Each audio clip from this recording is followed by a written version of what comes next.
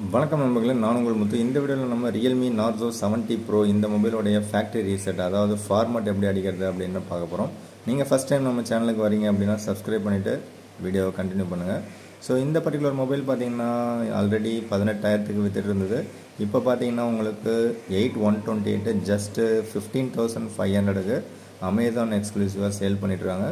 So இது வந்து 5000 mAh battery with 67 watt charger உங்களுக்கு டப்பாவிலே ப்ரொவைட் பண்ணுறாங்க. டிசைன் வைஸ் லுக் வைஸ் பார்த்தீங்கன்னா சூப்பராக இருக்குது. கேமராவும் பார்த்தீங்கன்னா ரியரில் இருக்கிற கேமரா சோனி IMX890ன்னு ஒரு ஃப்ளாஷிப் லெவலில் இருக்கக்கூடிய கேமரா 50 MPயில் கொடுத்துருக்காங்க. வித் OIS சப்போர்ட்டோட 8 MP அல்ட்ரா வைடும் கொடுத்துருக்காங்க. அண்ட் ஆல்சோ 16 MP செல்ஃபி கேமராவும் இதில் பார்த்தீங்கன்னா ரொம்பவே நல்லாவே இருக்குது அப்படின்னு சொல்லலாம். ஸோ இதில் உங்களுக்கு இன் டிஸ்பிளே ஃபிங்கர் பிரிண்ட் ஸ்கேனராக இருக்குது அண்ட் ஆல்வேஸ் ஆன் டிஸ்பிளேவும் கொடுத்துருக்காங்க. ஸோ நீங்கள் செட்டிங்ஸை ஓப்பன் பண்ணுறீங்க அப்படின்னா உங்களுக்கு அபவுட் ஃபோன் ஒரு ஆப்ஷன் இருக்கும். ஸோ அபவுட் ஃபோனில் போனீங்கன்னா உங்களுக்கு ஃபோனுடைய ஃபுல் டீட்டெயில்ஸ் இருக்கும். என் கையில் இருக்கிறது 8GB RAM 128GB variant. Out of the box பார்த்தீங்கன்னா Android 14 அண்ட் Realme UI 5ல் ரன் ஆகுது. இது வந்து MediaTek Dimensity 7050 அப்படிங்கிற சிப்செட்டில் ரன் ஆகக்கூடிய ஒரு மொபைல். ஸோ இந்த 15,500க்கு ப்ரைஸ் பாயிண்டில் வச்சு பார்த்தீங்கன்னா இது உண்மையிலே ஒர்த்தான ஒரு சூப்பரான ஒரு சாய்ஸாக இருக்கும்.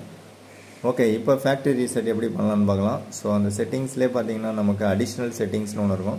ஸோ அந்த அடிஷ்னல் செட்டிங்ஸை கிளிக் பண்ணிங்கன்னா அதில் கடைசியாக ரோல் அவுட் பண்ணிகிட்டே வந்தீங்கன்னா நமக்கு பேக்கப் அண்ட் ரீசெட்னு இருக்கும். ஸோ இதில் எக்கச்சக்கமான ஆப்ஷன்ஸ் இருக்கும். அதில் கடைசியாக நீங்கள் ஸ்க்ரால் பண்ணுங்கள்.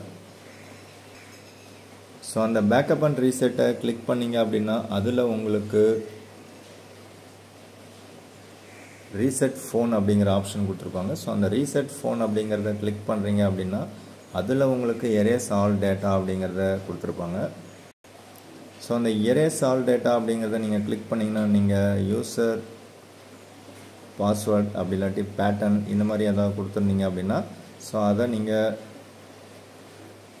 இன்புட்டாக கொடுத்தீங்கன்னா நெக்ஸ்ட்டு பார்த்தீங்கன்னா நமக்கு எரேஸ் டேட்டா அப்படிங்கிற ஆப்ஷன் நமக்கு அமையுது. ஸோ அந்த எரேஸ் டேட்டாவை நம்ம கிளிக் பண்ணுறோம். நமக்கு இன்னொரு தடவை கேட்குது. ஸோ கேட்ட உடனே கொடுத்துட்டோம். ஸோ கொடுத்த உடனே பார்த்தீங்கன்னா இப்போ பூட்டப் ஆக ஆரம்பிச்சிருச்சு. ஸோ எரேஸ் பண்ண ஆரம்பிச்சிருச்சு. ஸோ இப்போ நமக்கு டோட்டலாக வந்து எரேஸ் பண்ண போகுது. ஸோ இதுதான் வந்து நமக்கு எரேஸ் ஆல் டேட்டா இல்லை ஃபேக்ட்ரி ரீசெட் கொடுக்குறதுக்கான ஆப்ஷன்ஸ். அதுக்கு முன்னாடி நீங்கள் உங்களுடைய மொபைலோடைய பேட்ரி ஹெல்த்தை வந்து அட்லீஸ்ட் ஒரு 80% அதாவது வச்சுங்க. பேட்ரி பர்சன்டேஜ் பார்த்திங்கன்னா ஒரு 80 மினிமம் இருக்கணும். ஸோ இதிலே ஃபார்மட் டேட்டா அப்படிங்கிறத காட்டுது.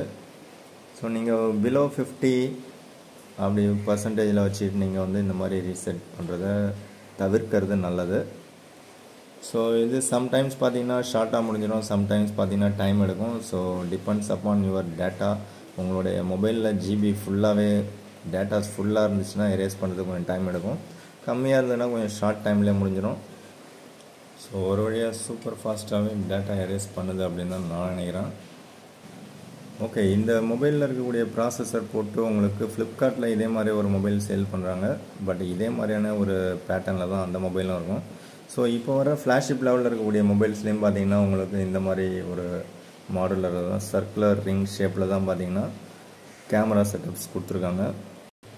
ஸோ ஒரு வழியாக பார்த்தீங்கன்னா ரீசெட் முடிஞ்சிடுச்சு. ஸோ இப்போ நம்ம ஃபஸ்ட்டு பூட்டப் எப்படி பண்ணுறோமோ அதே மாதிரி பண்ண போகிறோம். அதாவது அவுட் ஆஃப் த பாக்ஸ் எப்படி இருக்குமோ கிட்டத்தட்ட அதே மாதிரி சிமிலராக நம்ம பண்ண போகிறோம்.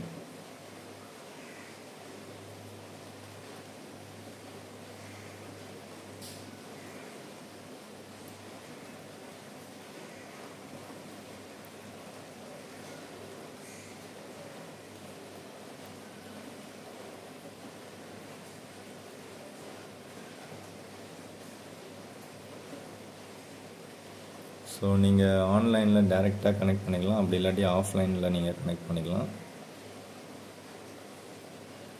ஸோ ஒரு சிலதெல்லாம் பார்த்தீங்கன்னா உங்களுக்கு கேட்கும் ஃபிங்கர் பிரிண்ட் ஃபேஸ்லாம் வேணும்னா நீங்கள் யூஸ் பண்ணிக்கலாம். இது வந்து இன் டிஸ்பிளே ஃபிங்கர் பிரிண்ட் ஸ்கேனரில் வரக்கூடிய ஒரு சூப்பரான ஒரு மொபைல். ஸோ ஒரு வழியாக மொபைல் பார்த்தீங்கன்னா ஃபஸ்ட்டு பூட்டப் முடிஞ்சிடுச்சு. ஸோ இதில் வந்து உங்களுக்கு ஒரு சிலதெல்லாம் கேட்கும், ஆட்டோ அப்டேட் வேணுமான்னு கேட்கும், வேண்டாம்னு கொடுத்துருங்க. அண்டு கிளான்ஸ் ஃபார் ரியல்மி அது வேணும்னாலும் நீங்கள் யூஸ் பண்ணிக்கலாம்.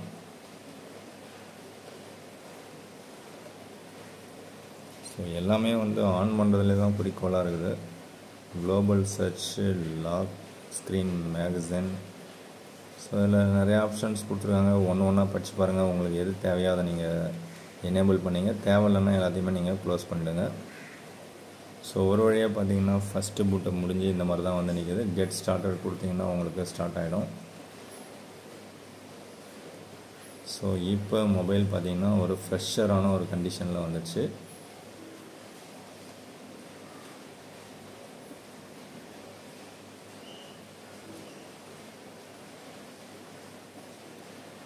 ஓகே, ஃபர்ஸ்ட் ஆஃப் ஆல் நம்ம செட்டிங்ஸை ஓப்பன் பண்ணி இதில் ஸ்டோரேஜ் எவ்வளோ இருக்குன்னு செக் பண்ணிவிடுவோம்.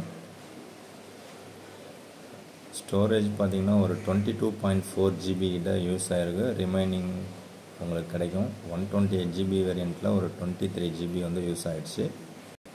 ஸோ அவ்வளோதான் இந்த ஷார்ட் வீடியோ. ஸோ வீடியோ பிடிச்சா லைக் பண்ணிங்க. மற்றும் ஒரு வீடியோவில் சந்திக்கலாம். எப்படி பார்த்தாலும் 15,000 ப்ரைஸ் பாயிண்டில் பார்த்தீங்கன்னா இது வந்து உண்மையிலே ஒர்த்தான ஒரு மொபைல் அப்படின்னு சொல்லலாம். தேங்க்யூ ஃப்ரெண்ட்ஸ், தேங்க்யூ ஃபார் வாட்சிங்.